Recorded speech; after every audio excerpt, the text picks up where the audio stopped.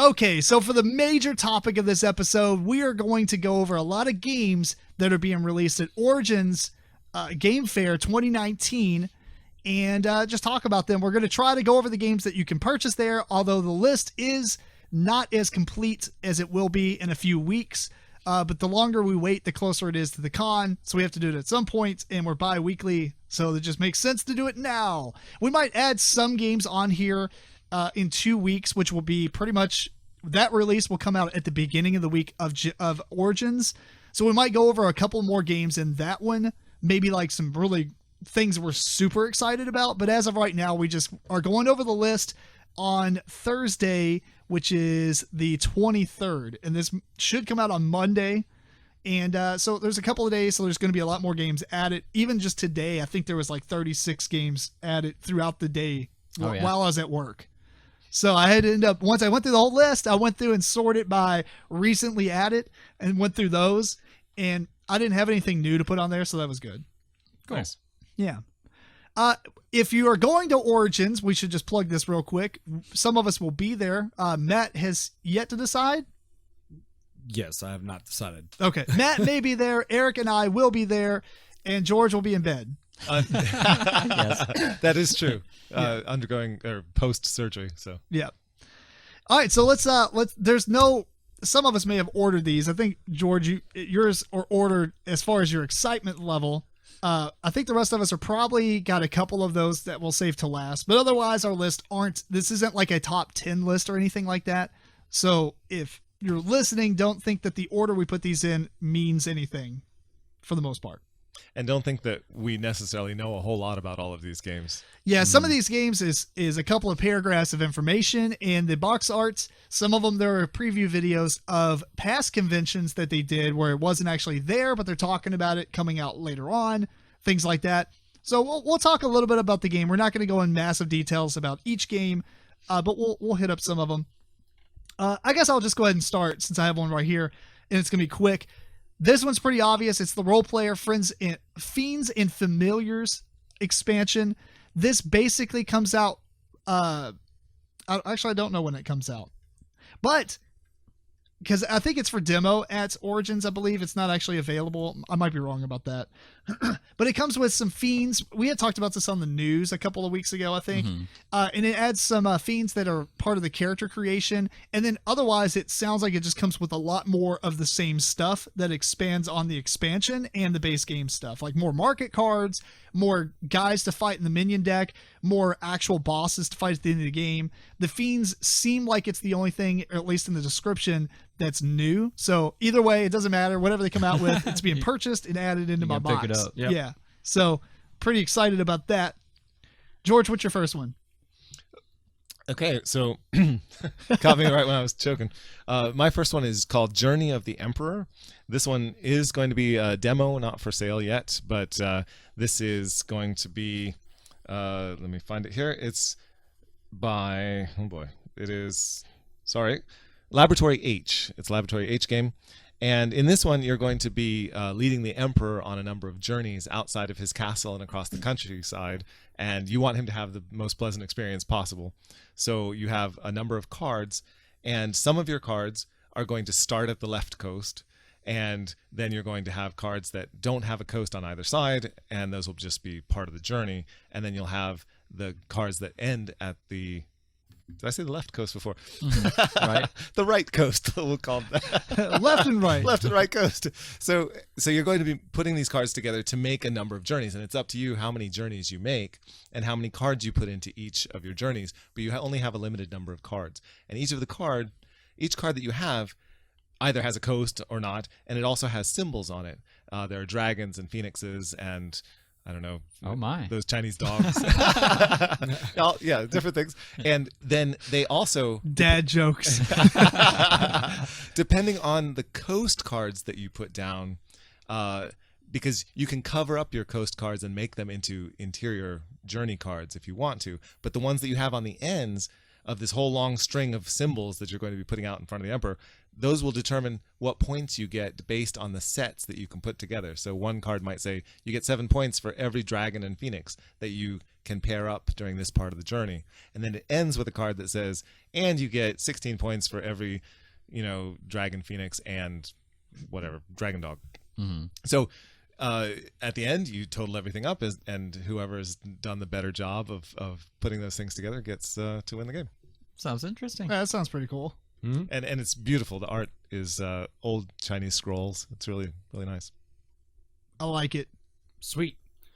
My first game is Monster Slaughter. Why does it keep backing out way too far? Sorry. It's designed by Henry Pym. The publisher is Ankama, which I've never heard of this publisher. Ankama? Yeah. Is Yeah, it? I haven't heard of it either. The game, though, sounds pretty cool. In this game, you play as a family of monsters that is hunting teenagers in a cabin. And I think it starts out, maybe there's like some card play going on, but eventually you'll come across the teenagers and they will come out. At that point, you're trying to kill. Everybody has a secret order on which teenagers they want to die, like in that order. Yeah. So it's not only just about you killing people. You're also, if you see someone gunning for like maybe your second or third kill and you don't want them to kill them yet, you're messing with them by setting traps and things and pushing them around in different rooms. The artwork is pretty neat. It comes with miniatures to play with, and then you also play in like a 3D looking cabin. So I thought that was pretty neat looking. So Yeah, that's pretty cool. That actually sounds really good. This one looks really good. And speaking of cabins, this one makes me think that you're a bunch of teams and you're like the cabin in the woods people that are controlling what's going on. Right. It sounds so good. Good stuff. For game for me was Imaginarium by Bomiex. I don't know how to say that. Anyway, I think the art looks interesting. Basically, you're working in a dream factory, and it's resource management, and you have these looks like machines, and you can dual purpose them. You can kind of dismantle them for the resources or fix them up, and they do different things. So yeah, I wanted to check it out. And it's got a big elephant. And a big elephant. Yeah. Well, my next game is Suro Phoenix Rising. Now, it's been a long time. I mean, we've played Suro recently, I think. Yeah. A couple months back.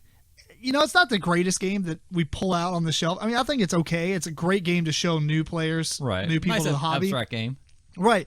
And this adds a little bit more depth to the game. I know there was a couple of other ones, I think. Or at least there was one about the seas and stuff. Right. This one seems really interesting, though, because first off, it has these black trays that you put all the tiles in. So that's kind of neat. But you start off with like a small grid of path cards on the table. Unlike the original Suro where it has nothing, this one has a small, like a 4x4 kind of grid that every player will start in. And what's interesting is the paths can actually end. Like they'll end abruptly into other cards. The paths aren't always collectively going, and it's cool because it'll stop you. Instead of keep going and push you off the edge, you'll get stopped. And what you're trying to do, one goal is you can be the last person alive. The second goal, which is probably more the way somebody's going to win, is you run around trying to light these lanterns, and then they'll eventually turn into stars, and the first person to collect 7 stars is the winner. But since you're phoenixes, you actually have a life token, so when you do die, you get to reborn one time. Huh. So it's not as detrimental to make mistakes in this game. It's more about trying to get you on the right path to go get these stars and stuff. So Cool. Yeah. Do you know how you restart once you stop? I don't know how you restart. You come in from one of the sides of the table and put a tile in and then jump in from there, I think. I did watch a summary video of this. I just don't remember all the details because I was just kind of halfway listening and doing my work at the same time, because I didn't really need to know all the rules of the game. So, but it does seem pretty cool. Seems a little bit more, it's got a couple of elements that would be like the next layer. And actually, I probably would enjoy this one and play it, whereas Suro is kind of like, I have it just in case I want to teach somebody who doesn't really play games. Mm-hmm. It's a very, very good game for that. So anyway, that's what you got, George? Okay, my number 9 is called Mystery House, Adventures in a Box. And it's kind of a strange name, but this one, I don't know a whole lot about it. I know that it's by Cranio Creations, and I like a lot of their things. Designer is Antonio Tinto. I don't know who that is, but this is one where it's saying that you're going to be putting things into a box, and then there's various openings in the box that are going to determine. Yeah, there's like these cards that you kind of slot in the top, and I think you do different things to remove these cards, and then you can look into the box and get some more clues and whatnot. And it's going to develop a narrative structure Right. for the game itself. And I like Yes. the sound of all those things. It kind of almost sounds like Matches of Madness second edition a little bit, because it has it's app driven from what I can tell, and you can search things, use things, and then solve these. It's kind of like an escape room almost. Yes, and there are 2 missions or adventures. Mm-hmm. I guess they're adventures since it's called Adventures in the Box. Adventures that come with the base game, so they'll be adding more as it goes. Yeah. Sweet. What you got, Matt? This, every time we do this, I'm sure this company will bring these out, so I'll probably always have one of these. Sorry, just real quick, that one was also for demo, not for sale. Sorry. Oh, Yeah. Gotcha. that's fair. Yeah, so at Cosmos Games, they have their wonderful line of exit games, which is pretty much like going into an escape room. This time, though, they have the Catacombs of Terror, which sounds really cool. Ooh. The only difference is their advertising. It evidently has 2 adventures in this one. Oh, that's different. Yeah, so I don't know if they have something to do with each other, if it's just two games in one box. So I'm not totally sure what they're doing with that part of it, but they will have this one for sale though. I'm kind of disappointed they don't bring out 3 together like they usually do, but Yeah, give you a deal. yeah, but one's good enough. Yeah. I guess it's 2. I don't know. All right. All right. So next game for me is We're Doomed by Breaking Games. It comes with this. I'm not sure if you guys seen it, but it comes with this huge 15-minute sand timer. I kind of just want it for the sand timer. Wow, that's crazy. It looks That's awesome. Yeah. So it is a real-time game. It takes 15 minutes. Basically, you're world leaders. You're building a rocket. You're leaving Earth.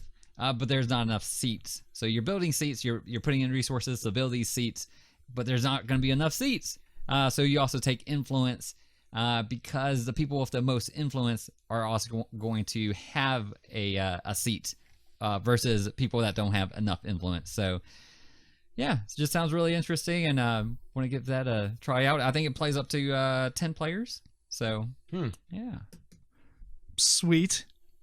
Next game I have is Sanctum. Basically Diablo. It's by Czech Games Edition. I should probably start saying who the publisher is. And this one looks really cool. There's not a whole lot of information on it. There is a box art that has like some miniatures and some of the cards. It gives the idea that it's supposed to be like a hack and slash style game. Right. But I'm kind of thinking it's going to be a smaller game where it's mostly just cards and dice. I don't think it's going to have a board, but I'm just kind of getting that vibe. I don't know for sure.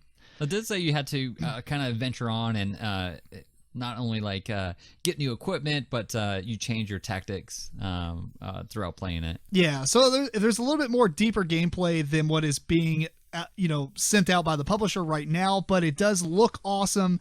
It's made by the same designer who did Adrenaline, so I'm super excited because I really like the way that played out. And if he's doing the same thing where he's taken modern day video game genres and making them into like a cool Euro style board game, I'm all in. Obviously this one has a ton of dice, so it's not as Euro as probably Adrenaline, but the card art looks awesome. It does give that very Diablo style feel, including the box art. But I'm very excited by it. So it's Sanctum. Sounds good. Yeah. All right. On to my number 8. It is the Always Green Garden. And I'll be honest, this one is catching my eye just because it's critters. I don't know the publisher or the designer. It's designed by Daryl T. Jones, and it's published by Splattered Ink Games. So I think that they're fairly new. But it's a worker placement game where you have a garden with various vegetables and fungus and nuts and things that will grow, and you're going to be moving these animal gardeners around in order to collect the ingredients and complete recipes. There's some tableau building. You have sort of menu cards and various other abilities that you can gain using cards. And then there's sort of second guessing where people are going to move their gardeners around, because on your turn you can either present a recipe to the required gardener in the required spot, or you can move that gardener to a spot where he can gather some ingredients for you. And just the theme of this one Sort of makes me think of like a Brian Jacques novel or something where, Mm-hmm. you know, they're going out and making some crazy thing out of like elderberries and, you know, just whatever animal kind of chefs would come up with. And Yeah. this one is going to be on demo. So my third demo in a row. Sorry, everyone. No, that's all good. No, it happens. There's demos. My next one is called Meowie. It looks like a fairly simple game. Are there cats? Yeah, it's yes, it's got a cat on it. It's got like a 20-minute play length. It's designed by Bruno Fedudi and it's published. I think this one it's got Z-Man on the box. It's not what it says down here on the publisher area. But essentially, I think you got like a treasure row or something like that, and everyone has cards numbered 1 through 12, and you play cards to show how deep you want to dive. And then I assume you compare your cards to everyone else and order yourself, and then everyone gets treasure. There's other little things in the deck that I think they can mess you up. So like I said, it's fairly simple, but the art looks really good. So yeah, Meowie. Agreed. Cool. Really Meow. nice art. So next game for me is Endeavor Age of Expansion, which is a expansion to Endeavor Age of Sail, which I don't like the name of the expansion very much, but it is what it is. It's by Grand Gamers Guild. It will be on demo there, so you can't buy it just yet, but it just adds a new set of cards and buildings to the game, so it's just going to give you a little bit more variety and replayability. So I like the base game a lot, so looking forward to trying this out. Well, cool. Speaking of expansions that kind of give you more variety, we have Unearth the Lost Tribe, which we've talked about previously, I think on either last episode or the episode before. This is by Brotherwise Games, and basically it's going to add new wonders and stones and cards to expand it, and I believe it has a 5th player expansion module to it as well. So it seems like it's going to add a lot more replayability type of product or components than it will anything super new. But it does say a new ruin type and an extra set of dice enhances 4-player games to allow 5th player. So I don't know. Yeah. Oh, Against the Darkness introduces solo play. I was So going if to you say want that as well. Yeah, it does add solo play for those that like doing that, and it's also going to be for demo, not for purchase. Oh, well, Eric's got all this up on the up and up. What you got, George? Okay, my next one is called Bahamas, and this is a game that is by the publisher Matago, which is one of my favorites. It seems very much unlike a lot of their other games, however, because it seems very short and simple game, and it is by the designer Nicholas Normandin, and I know he worked on City of Horror as well. At any rate, this one is a game in which you're flying a getaway plane over the Bahamas, and you are a group of thieves that have to bail out of the plane, and there's only enough parachutes for all of you minus one. So it's that sort of a game where you're going to be drawing cards off of a deck and rolling dice and drafting the dice to do things, and those cards will let you get cash cards from the deck. They'll let you take them from other people. They'll let you do your special powers. Everyone has a character with a special power. And at the end of the game, it's sort of like, this sounds like Lifeboat, honestly. At the end of the game, you're going to see who lives and who dies by who makes it out of the plane alive. So this one Who gets sounds the parachute? Who's going to make it? It sounds pretty good. Interesting. What you got, Matt?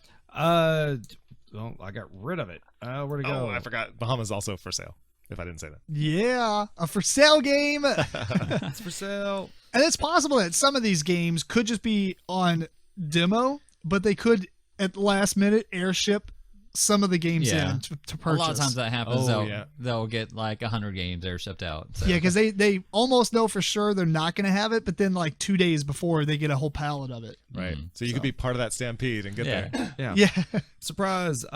So my next game is Proving Grounds.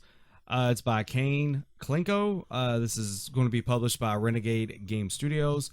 Essentially, it sounds like this comes with a novella of a certain Maya Strongheart. Sounds like her name. I think she's a gladiator. It doesn't really go too much into it. But essentially, it is a solo game that you read this novella and you play the real-time battle, or it's a real-time strategy dice rolling game that you play along with the novella and what events are going on in that. It sounds like there's I think it said 6 modules that you can kind of mix and match to get different feels out of it too. So I don't know. It sounds unique and interesting. So Yeah, there's a book that comes with it. It's like 32 pages long that gives you kind of like the whole backstory on it, and it's basically you're a princess, and your mom was killed, and they're trying to pin it on you, and you're going through these proving grounds to kind of defend yourself, and yeah. Well, fair enough. Sounds interesting. Eric read all kinds of games. Yeah. Yes, fill in what we don't know, Eric. So the next one for me is pretty short. It is Puerto Rico expansions 1 and 2. These have been out of print. I know that in the past, there might have been Puerto Rico with 1 expansion. There was at one point, I think, a deluxe edition that came with both expansions, but the expansions are pretty hard to get. They do add a lot of new variety and change what strategies that you can go for every time. Yeah. So this is gonna be one that I'll pick up to add to our base game.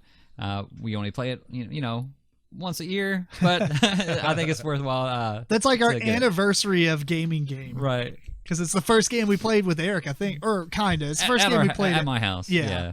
So. So that's pretty cool. The next game on my list here is Mega City Oceania, and this by Hub Games. Now, I don't know all the details of this game, but basically there are building platforms which are in the shape of hexagons, and they represent the different colors, like industrial or commercial, stuff like that.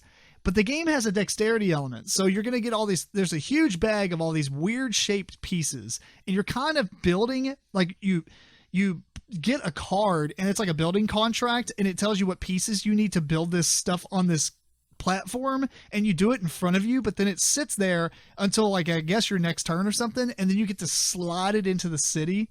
Huh. But that's the dexterity element, is making sure you don't knock all this stuff over as you slide your stuff over. So it ends up making a really cool city look. George probably look at this. Oh yeah. Yeah. Here, I'll turn it around so y'all can see this picture if you didn't see this game. So wow. you're building this really cool city. Now I'm interested. With all these pieces. Yeah. This is definitely a game that if you're listening to the podcast, go check it out and look at the pieces, because when I mean there's a lot of really cool stuff, and the pieces are different colors, and it represents like concrete and glass and stuff like that. So certain buildings need certain pieces. So I don't know. It looks awesome. I'm pretty sure this is going to be a really expensive game. It does look really good, and I'm not usually into city games, but this one has got my attention now. Yeah, it's the picture. So Nice. what you got, George? All right, my number 6 is a game called Tricky Tides. This is a game that I had up on my screen a second ago. Here we go. It's a game by Stephen Aramini, and it is published by Gold Seal Games and Zafty Games. And this one is a trick-taking game, but it is a trick-taking game that plays out like a longer, more complicated Euro pick-up and deliver game. So if you can imagine that, you have all these cards that are going to be set out in a grid, and you're going to have ships that are going to be sailing about. And on these cards, you'll place goods cubes. And that's based on how you draw them out of a bag. Then you're going to be playing cards in a trick-taking fashion, and the winner of the trick is going to be the trick is going to determine turn order. So the person who wins the trick is going to go first, and then in the order of who has played and what, depending on what cards they played. Then that will also, on each card that you play, it has directions that show where your ship can go. So planning out your turn in order of which cards you want to play, but also worrying about when other people are going to play other things, because the thing you might need isn't going to be there, is going to be really tricky. And so this one has, from what people say, it has the feel of a full-length Euro in a small package. Yeah, and That sounds pretty cool, actually. It's really interesting, and they also have 4 sea monsters that can be moved around the board based on cards that you play. I saw the art style on that stuff is really cool. Yes, it's so good. It's like that. It's almost like maps, like ancient maps that they kind of did the little sketching. Right. Yeah. Yeah, it's well done for such a small package, and these 4 creatures will do things such as the whale is going to blow a cube over to another island. The shark is going to just eat a cube entirely. So different things like that. It sounds very interesting. Well, cool.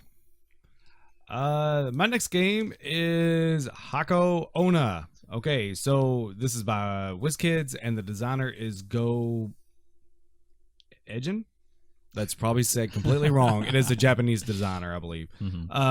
So I don't have a whole lot of faith in this game, but the theme of it actually pulls me in. It is a Japanese horror game. There's a girl that likes to hide in boxes, evidently. So it's also got it's like a hidden hide and seek game. So I think it's a one versus all. And as the ghost girl takes her turn, all the other players close their eyes and she'll move around. He's like, and so then whenever it is the player's turn, they investigate, which I don't know why you'd want to go around looking in boxes for this girl, because if you find her, it's not good. But why not just shoot the box? well, it's a ghost girl. She can't shoot ghost girl. yeah. Oh. Is there something else? And they can't have guns in Japan. Oh, that's fair. Maybe they should leave the Unless building. it's a cop.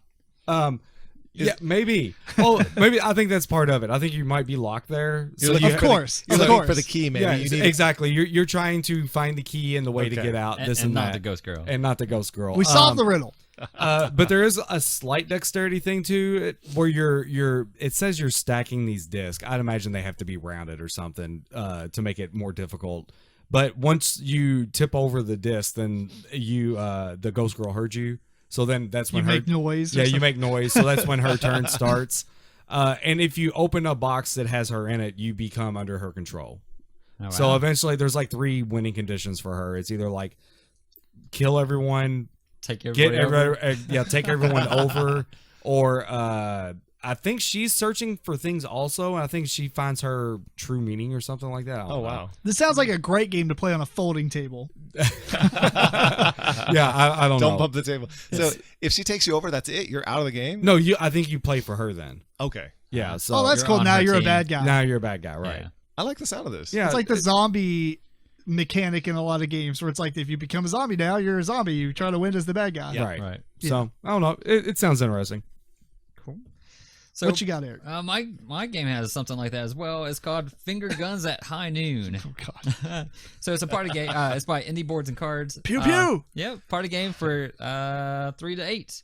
So in this game, you're trying to take other people out, be the last person alive. So you can shoot them, you can use dynamite, and there's all these little finger symbols that you will do during the game. You can lasso to get an ally to help you out.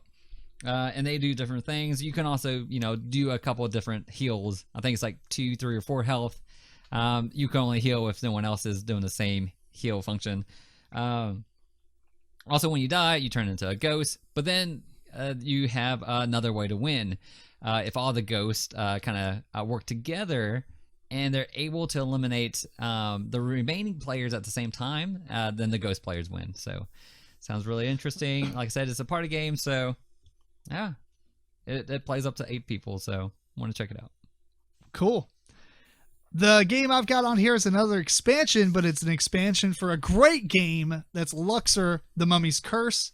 This adds a 5th player of components, and it has 4 modules that you can kind of combine in. Pro tip, add them all. So you got... These are independent of the Queenies. Yeah, Okay. these are completely separate. So it has special adventures, so where each player will choose one of 8 special powers at the beginning of the game. They use that for the whole game. It's just like player powers, I guess. There's new treasures. So there's a 4th type of treasure that has new rules and set collections for it.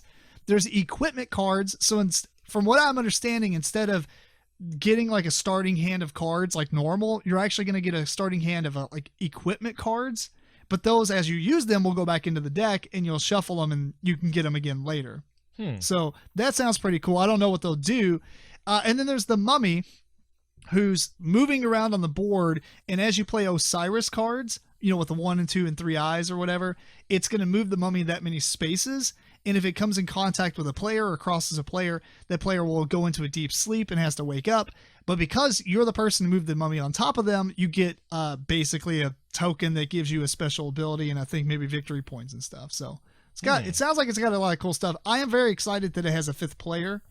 Again, this is again by Queen Games, same company that did the first one. Obviously, I don't know if there's ever been an expansion. I was like, we're gonna make an expansion. I guess if they bought the rights or something. But anyway, that's what is it? The Mummy's Curse.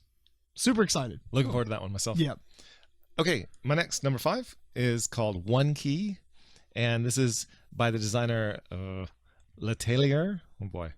Anyway, publisher is Libelud, and they always have great games. Yeah. So I'm excited about this. And this one looks like it's a very Codenames sort of game, and I know that's people are probably getting tired of that comparison by now. But in this one, it's sort of like Codename Pictures, but all of the pieces are in color, very well done. They're not sort of the slapdash art of Codenames Pictures. And there's like little universes on each of these tiles. There's all kinds of crazy things going on each of the tiles. And from what I gather during the game, you're going to be indicating it's a cooperative game. You want people to figure out which one of all the tiles is the key. And you're going to be indicating a strong affinity, a medium, and a weak affinity to clues that you indicate. And then sort of, I guess, Dixit or Codename style. And then the team is going to eliminate. And if they get down to the very last one and it's correct, they've found the key and they win. Otherwise, they eliminated the key, they lose. You all lose. Fair enough. Sounds like a good party game. Yeah. Sweet. It's also for sale, as was Tricky Tides at Origins. Sweet. My next game is called Cartographers. It's designed by George Breden, published by Thunderworks Games. I don't know a whole lot of the gameplay in this, but I have looked up pictures of it. The artwork essentially looks like Role Player. I would assume it's probably the same artist if I had to take a, quick jab at it. Yeah. But essentially it sounds like this is a kind of pen and paper game. I think you kind of got like a grid or something. A roll and write type of game? It says line drawing, paper and pencil, fantasy, territory building. Interesting. It kind of looks like the old like dots game you would play. Like where John where you're doing squares and stuff. And this is the one that's in the Role Player universe, but it's not an expansion for Role No, Player. yes. It's in the Role Player. A Role Player's Tale is what it says under the Cartographer. Huh. So it has something to do, same universe and everything. Players are 1 to 100. But anyways, so I guess you're just playing independently. I would assume. Like I said, I don't know much about gameplay, but essentially, the queen gives you objectives. She favors certain parts of the land, so you're trying to like draw boundaries and corner people off and this and that. I don't know how you do that with so many other players, but like I said, it sounds neat. I looked up the components and it looks fairly cool. So and different. So yeah, if you could play up to 100 players, that'd be pretty unique to see how they kind of manage that. Yeah. Well, if you just give everyone a paper that they can mark off. It's kind of like the werewolf thing. So hopefully it has some sort of social thing. If everybody's just sitting down playing like a solitaire it sounds like game, it, it's like, hey, you 100 people want to sit down and not interact with each other? Okay, great. If you have a copy machine, you probably play it with even more. Right? So next game for me is Imhotep, The Duel. So it's by Cosmos. It is going to be there for demo. I believe this is out in, not in the States, maybe in Germany. But it's a 2-player game, takes about 30 minutes. There wasn't a lot about the gameplay that I've seen, but I am interested because I like the base game. I want to see what they kind of changed to give that feeling in a 2-player game. So we'll check it out over at Origins. Cool. Next game on my list here is Wreck Raiders by Kids Table BG. Tom Vassell did a review of this very recently, 9 days ago.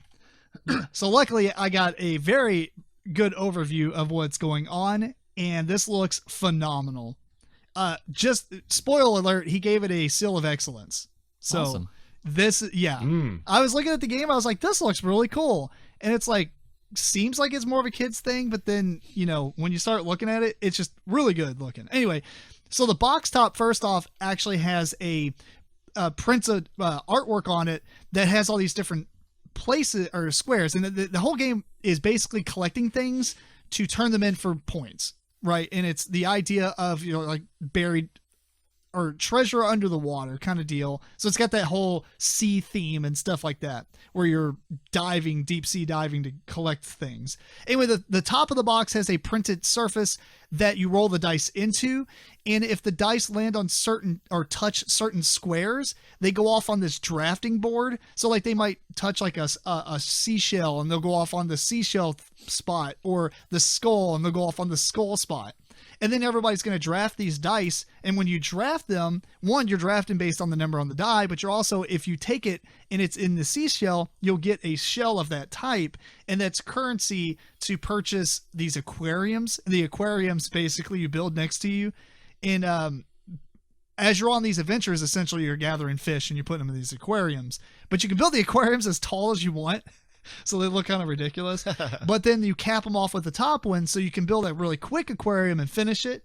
But the cap gives you a lot of extra points. Like it's like double the amount of this in the aquarium, or get points for all these things that show up. So you really want to cap it and not just keep making it taller and taller. You can work on multiple aquariums. Otherwise, what you're doing, there's a board in the middle of the table that you will basically take your little dude and you're going to place him, or you have a bunch of little dudes, and there's like different, I guess, treasure sites that have different spaces, and you're going to put them there, and it's going to give you treasures of that type. And then you're going to take those and put them on display in a museum, which is a player board in front of you, or you're going to flip them over and put them on this grid, and this grid's going to basically give you points based on certain parameters, like if you have all the same treasure type in a row or whatever. And yeah, it seems really cool. It's like a just draft, collect things, turn them in for points, and I don't know, it just touches all the things that I like. So it looks really cool. I was thinking that too, that there's a lot going on, it seems like, and all of it is good. Yeah, it's like phenomenal looking. So I was very excited when I watched his review and he gave it a seal of excellence. I was like, I'm on this. This might be one of my top 3 games I buy. I'm pretty sure it's going to be there. Yeah. All right. My number 4, I'm pretty excited about. It's called Letter Jam. This is one that's only on demo, unfortunately, but it's by Czech Games Edition. I almost always love everything they do. And the designer is Andra Skupy. And this one is a word game, Letter Jam, you might guess that, but it's a word game like Hanabi, where you're going to have a number of letter cards, and when you are able to look at one, you don't look at it yourself, you show it to the rest of the people around the table away from yourself. And the only way that you get to do that at all is there are cards that are going to be face up on the table. When it's somebody's turn, they'll make a clue. You do show your letter to everyone. Then somebody around the table is going to make a clue by taking numbers and putting them down in front of the letters to make a word. So they have to use the letters that are available, and they're going to incorporate your letter as well as one of the letters numbers in that word, and then you're going to try to figure out what it is. Right. Deduce it from that, which doesn't sound very difficult, honestly. But I haven't played the game, so. and as you go on, you have to learn what all the letters are that are in front of you. Right. And at the end, you have to make a word out of those and scramble them into a word yourself. And I think it is a word. Everybody starts off with a word. It is app driven. Yeah, and it's scrambled up by the app, right? Right. Yeah, so I'm hoping that this game will be hard enough. It probably is. I probably don't grasp exactly how difficult it is. They also do. You can choose how long everybody's word is to kind of make it harder as well. You can do a 3-letter, which is not going to be as hard, or you can expand it out to more and more letters. Right, but I'm just thinking that if you're able to put every letter out there except the one that the person's supposed to figure out, how hard is it to figure out what one letter out of a word is if you erase one letter out of a word? Do you know what I mean? Right. Yeah. So if it's it's like cars, like C, and Well, but there's gonna be some words that maybe you didn't realize there could be like 2 different letters or something. Right. Yeah. It's like go in there and make but sense. That's still pretty mild, as far as challenges go. So I'm hoping there's a lot more to this, and I think there probably is. So. And if you're thinking about it's not kind of a memory thing, which I kind of thought maybe had a memory element to it. You definitely could. You had to remember all the letters that you had, but it does come with a piece of paper where you can write down Right. to remember, what certain letters were. But if you wanted to make it, more of a Extra challenge, step, why right, not? you could. So I kind of like that thought as well, and just the whole idea of having a cooperative word game that's Hanabi-like, Yeah, I think is Hanabi exciting. and Scrabble. That's pretty cool. So this one is on demo at Origin. My next game is Dark Domains, designed by William Baldwin, Jeff Horger, Carlo Horger, and Joseph Roush, published by Laboratory H. These are good people, Yes. by the way. Yeah. This is for pre-order. It's a big game. It comes with lots of components. The thing that attracted me to this is you are in a city and essentially you're working for a necromancer and you're using lots of minions and bad people to drive all the good people out. I like the fact that it kind of uses tarot cards and stuff like that. It's essentially, I think it's a worker placement and dice rolling is what it says. But I just like the fact of being evil and doing mean stuff to people. I'm tired of rescuing everybody. I want to do mean stuff. And you want to do it better than the other game. There's not enough games like that. Yeah. I'm pretty sure I put this on my Essen list, but there was like far less available or far less information, and now they have screenshots and everything, and it looks great. Yeah, it's So, lots of components. super- Like I super said, excited. it's a pricey game, but it looks like it comes with a lot for it. So What you got, Eric?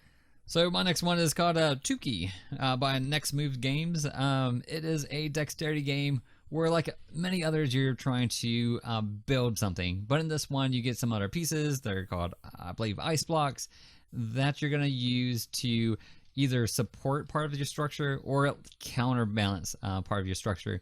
And I believe a lot of them, you're going to need these ice blocks to make them because they won't be in a way that can support themselves. So it's a little different. I don't have a lot of dexterity games, so kind of wanted to check this one out. And We can always have see- more dexterity games. Yes. I'm very excited about dexterity games, Eric. Mhm. That's why I like that city building game. I'm excited by this one. I think it looks good. Yeah. The next one on my list here is Nocticula. Noctiluca. Anyway, Wikipedia says Noctiluca are commonly known as sea sparkles. It also sparkles. published as something else. Is a free-living marine-dwelling species of dinoflagellate that exhibits bioluminescence when disturbed. Uh-huh. Well, anyway, in the game, you have this hexagon area. Each hex is pretty big. It can hold a bunch of little dice, and the dice are the Sagrada dice. They're what is it? Oh my gosh, Translucent? translucent. Yeah. Yes. So they represent the Noctula, whatever it's called, the sea sparkles. The sea sparkles, yeah. The things you're going to disturb. Yeah, Right. you got To these make cards. light. Yeah, right. You seed the table with all these different dice. It's like a big hexagon grid, except for the hex in the middle is blank. And you have all these cards in front of you that kind of reminds me of Potion Explosion, where you have a bag of water that you're trying to put specific colors of these sea sparkles in. That is what I'm going to refer to them from now on. Sea They should've sparkles. just named it Sea Sea sparkles. Yeah. But to get them, what happens is you take a pawn and you set it on the edge of the board, and then you say a number, and that you have to draw a line in a straight line across all the hexes that you can go, and you pick up all the dice of that number. So if you say 3, you pick up all the 3s on every space in the row that you're going in. And they might be different colors, obviously, and so then you're going to put them on these cards to fill them up. But if you can't place them, so say you say 3 and you get like a bunch of blues in a yellow or an orange, and you don't have anywhere to put all the blues, but maybe like you needed like 3 of them, but you got like 5, then the rest of the dice that you grabbed extra get passed in clockwise order. So you want to be efficient with what you grab. You don't want to just grab what's the most there. Right. Because if you do, then you're going to pass them along to other players, and it's going to help them collect or complete their cards. Okay. So seems like a fairly short but sweet puzzly type of game. It says it's 30 minutes and it's best with 2 players, but it plays up to 4.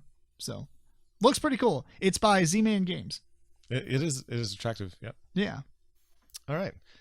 My game, next one, number 3, is called Inuit the Snowfolk. And this one is designed, oh boy, it's published by Boards and Dice. That's good enough. It has a lot of designers. And this one is actually a reprint or a remake of a game which I completely missed in 2017 called Natives. So I don't know that game, but I can tell you that this remake has amazing art. And in the game, you're going to be drafting cards that show various Inuit people and also things that they hunt and items that they use, things like that. And so you're going to draft cards, and the number of cards that you draft is based on the number of various kinds of folk that you have in your village. So it sounds like a kind of a thinky tableau builder. And again, it's the art that really draws me to it. So I'm hoping this one has good gameplay because I'm probably going to pick it up for sure. Nice. Cool. It is for sale. My next game is I added some here, so there might be surprises. I did some change around, but I don't think you all said anything about them, so That's I think fair. it's all right.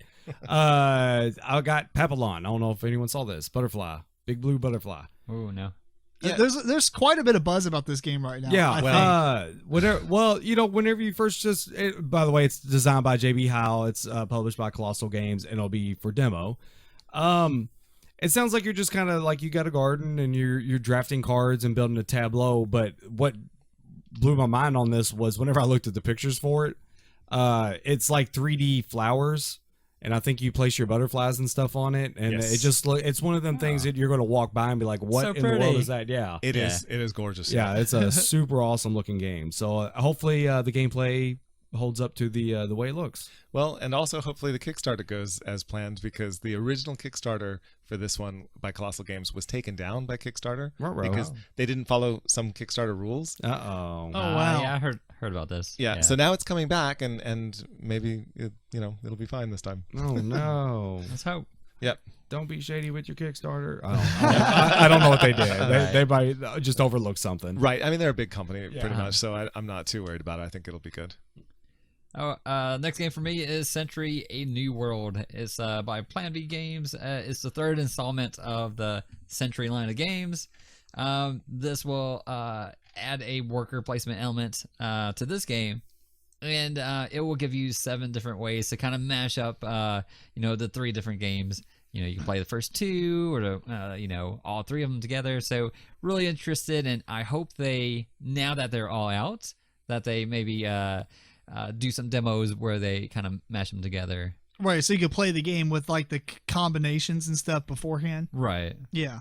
It'd also be cool if they came out with like a deluxe edition that had all 3 of them together in one box. I bet that will come Yeah, down the line. Yeah, they have to. Right. That's obligatory at this point. That'd be awesome. So I know they had a Golem edition. I've never seen any of the other installments have a Golem edition. Do you know? Well, have it would you just seen be the anything? second game because the third one's coming out. But I agree. I don't think I remember seeing a Golem edition of the second game. I don't recall Eastern either. Wonders. Eastern Which one? Wonders. Yeah. Spice Road was the first. Yeah, I did like the Golem edition a lot. So I hope they do. That's the kinda- version you have, right? No, I got the original. Oh, okay, good. But, So you're in the clear. You yeah, get the other yeah. 2. But I did like the Golem edition a lot. So I do wish that maybe they'll go back or provide the whole set in the Golem edition Right. style. Yeah, maybe. But I guess maybe you'll have to, because they said they're only going to be doing the Golem edition at conventions. They changed that. You can buy it retail now. Oh, never mind.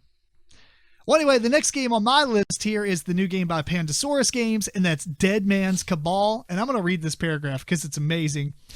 You've conquered death and mastered all 9 dimensions of space-time. Reality bends to your every whim and desire. You're absolutely best there has ever been. A necromancer at the top of their game. The only downside is that no one likes you on account of the creeping around with dead bodies and the lack of sunlight. But who needs friends when you can make them? That's right. So since you're so BA, you're actually trying to have a party and you're trying to get people invited. So you're going to make people to come to your party. Right. That's the whole concept of this game. I think which the is fantastic. concept is awesome. It Right. sounds so ridiculous that it's great. There's a lot going on. The artwork is very evil. looking, right? But Yeah. like the actual game is pretty simple when it's explained. So there's a grid of skulls. Everything in this game is skulls and bones. Right. There's a grid of skulls, and essentially you place a skull from one direction and it'll push that row and then knock the last skull off. And whatever color skull that is, you take an action. And those actions are going places to put them there to get points or to collect resources to build the little guys that you're trying to build. Because you have to have these, like, you have to build them for having so many bones, like spend currency on them to create that character or whatever.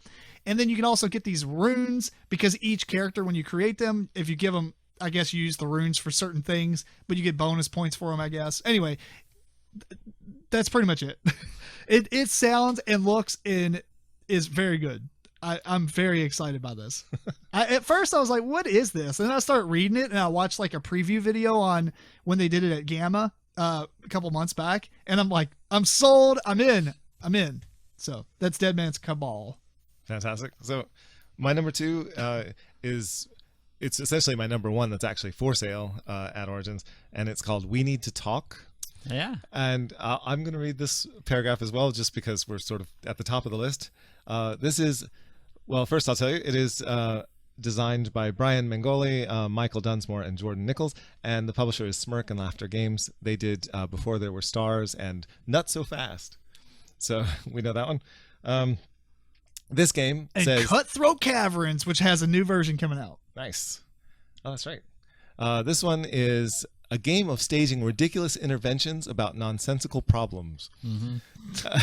Caring friends and family have all gathered because they love you. That's how it always starts. And that's when you suddenly realize there's a problem and it's you. So this is a game where you're going to have draw a card that says what your problem is. And it could be something like uncontrollable interpretive dancing or your neurotic inability to turn right. It could be just any kind of thing, some kind of silly problem. And then everybody else in this party game has to broach the subject in a certain way to you by giving hints and not really coming. They can't come right out and tell you what the problem is. Right. Everybody else knows what it is, but you don't. Yeah. So you have to figure it out. Why are they? What is this intervention about? What is wrong with me?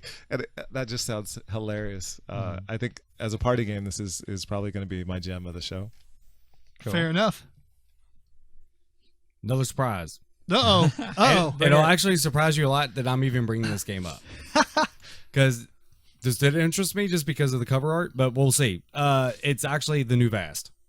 Oh, okay. Because the mansion or something. What's it called? I just had it. Yeah, it's got something to do with the mansion. The Mysterious Manor.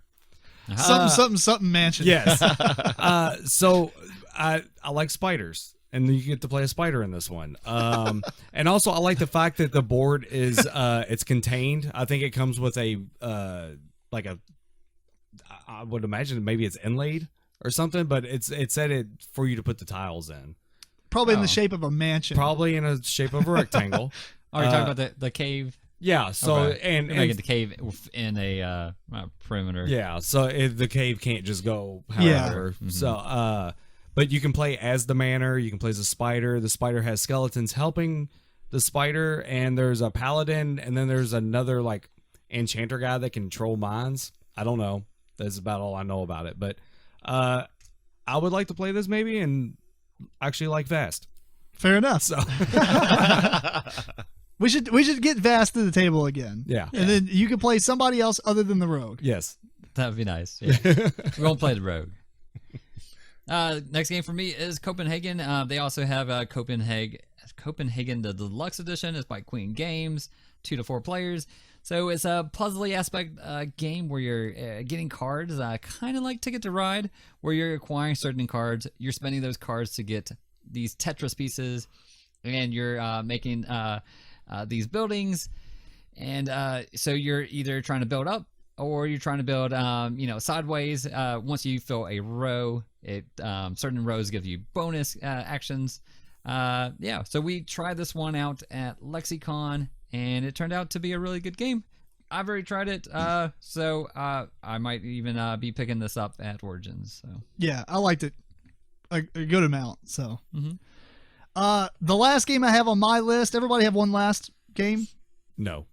Matt has a couple. No, I'm done. Oh, Matt's out. What about you? I'm tapped out. I got one more. All right, so we got one more from three of us here. Yeah. The last game, which is I'm the most excited about, unfortunately, it seems like it's only to demo, but I don't care. This sounds awesome. It's called Dungeon Academy. It's a 20-minute game. I've seen that on there a couple times. It's a roll and write game, and what happens is you have this box that kind of reminds me like Boggle, where you have all these, like a grid of dice, like a 4x4 grid or something. I think it's 4x4. It might be 5x5.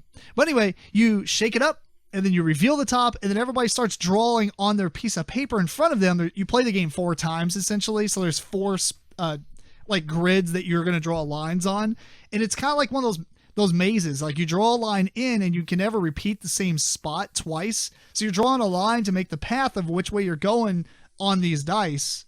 And what happens is, the beginning of the game, you get a character, and it has so many hit points and mana. And each time you walk over a small creature, you have to spend 1 hit point. In a big creature, you spend 2 hit points. There's also, that's a red creature. There's blue creatures that spend mana, right? And then as you're walking around on this dungeon, you can collect more mana points and more hit points. Sorry. And so the idea is you're like, I have 4 hit points, right? So I can't move this way because I'm going to waste all my hit points. So I have to kind of divert and go across these spaces to get more hit points. So you're trying to build the route out. And then, but it's whoever does it the fastest, because there's treasure cards. And so if you do it real quick and you're done filling out your squares, you can grab one of those treasure cards. And so it becomes a speed element of, do I want to efficiently go through this dungeon or do it really quick and grab something nice? And you play the game 4 times. After the first round, I think you add another die, and you might add a couple more in each round. But these dice are like dungeon modifier kind of deals. Like it could be an X, so you can't go on that spot, or it'll be like a tunnel, like a corridor, so you have to go through it horizontally or vertically, and you have to go through every space in the dungeon. So you have to eventually go on each space. You can't just draw a straight line and exit. So it's I don't know. It just seems so cool. It's a roll and write game, and I'm not usually excited about those, but this one is very exciting. Sounds awesome. Yeah. George, what's your last one? All right. Well, my last one is called Detective City of Angels, and this is for demo. I left this one for last because it's the most well-known, I guess, probably of the various games that I was looking at. So it's not really a hidden gem. It's just going to be great. This one is by Van Ryder Games, and its designer is Evan Derrick. Yeah. And this game is one in which you play 1940s LAPD officers, and you have cases, and you're playing against one of the players who plays as the Chisel. And so the Chisel. So as you go around and you try to solve cases, you can do things that a lot of games haven't allowed players to do in the past. And so you can intimidate the suspects, you can conceal evidence, you can hire snitches, and those kinds of like dirty cop kind of tricks that you can play against the Chisel. And the Chisel, for his part, is going to be trying to stall you and misdirect you and make it so you don't solve the case. So he's actively working against the players who are solving the case, and he can bluff and manipulate and just straight up lie. So you can be talking to a suspect to get information, and the Chisel can just straight up lie to you, and you don't know if the suspect has lied or not, which is what would happen in a real case if you're going around trying to solve a case. And so you have the option of challenging the Chisel and challenging the suspect and saying, no, you're lying. But if you're wrong, you've given the Chisel leverage over you, and so he can lie more later and make the game harder later. Oh, wow. So it sounds incredible because you have this sort of dynamic system, a puzzle of solving the case, and it can go in various ways. The story can unfold in various cases depending on what is in the casebook and what cards and what suspects you encounter, and how you approach the case can radically alter how it goes. And that just sounds fantastic to me. It is. That sounds awesome. Yeah. I'm kind of looking forward to this now too.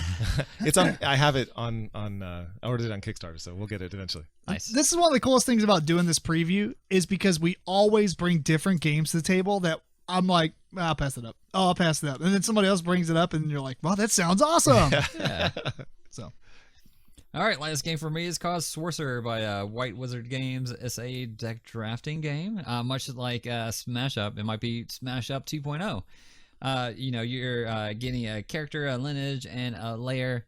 You're mashing those three things up. So every time you play, you're gonna be, have a new combination of cards to play. Much like Smash Up, you're going after these, three different places or whatnot. So I like Smash Up. So if it can kind of play off that and maybe make a game that's a little bit better, I'm up to trying it out. And this is White Wizards, so they did Star Realms and Hero Realms. So they've got the idea right for taking a concept and making it kind of light. So this could be. I bet this one's gonna be slightly more complicated than the other games, but oh yeah, it looks cool. The artwork looks great. Yeah, very red. I don't know. Very red. Yeah, yes, like there's red everywhere. So anyway, it looks cool. Anything else to add on?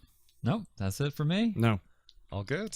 Well, cool. We're gonna be at Origins, so if you see us, say what's up. Yeah, we should get we need MeepleCore shirts. That way we're incredibly like a beacon. Yeah. Or we could just wear a banner like in the Warhammer games where it's just unnecessary. Right. A big MeepleCore banner. Yeah. There you go. With horns and stuff as we walk looking in. for the banner. Just be loud. Obnoxious. I'm even more sorry that I won't be there this year, but I'm happy to know that you guys are driving 2 cars and have lots of room. Yeah. So I'll give you my list. Yeah. Here's my list. Bringing back plenty of right. games. Well, anyway, last thing before we wrap this show up, I caught up fully on the YouTube videos. So if you're interested in watching videos of us talk and be idiots or whatever, not really idiots, but check it out, youtube.com/MeepleCore. The videos are posting once a day for literally a month. So mid-July. Lots of time to catch up. Yeah. Mid-June, all the videos will be up as far as, up to date. It'll be current videos being released at that point. Right now they're 2 months behind or something. So anyway, and then also I posted a video to Instagram to see how that was. That was pretty interesting. Did y'all see that at all? No? No, I must have missed it. I actually edited a video and posted it to Instagram TV. You're only limited to 10 minutes, which basically eliminated 99% of our topics. Right. Except I did Fist of Dragonstones because it was 9 minutes and 59 seconds edited. I was like, perfect. Bam. Yeah. So I edited. Use our time very concisely. Right. Yeah. Yeah. I will use 10 minutes. Sure. So it took a little bit to edit the scene, or not the scene, but the actual backgrounds and stuff like that. It looks pretty cool. I got to do minor changes because when it's a previewed item in your timeline, it looks different because it shrinks it and does some weird stuff. So I don't know if you're interested in seeing Instagram videos. I wouldn't mind posting a few of those to it. Probably the more important ones, or the things that people are going to watch or whatever. But I did try to. I'm seeing if we can get verified because then you can post up to an hour. So then I can put anything on there. That would be pretty cool. So nice. We could just use that giant 15-minute sand timer and turn it over 3 times. To me, that would be one video actually. Just watching a 15-minute sand timer 3 times in a row. It is pretty nice.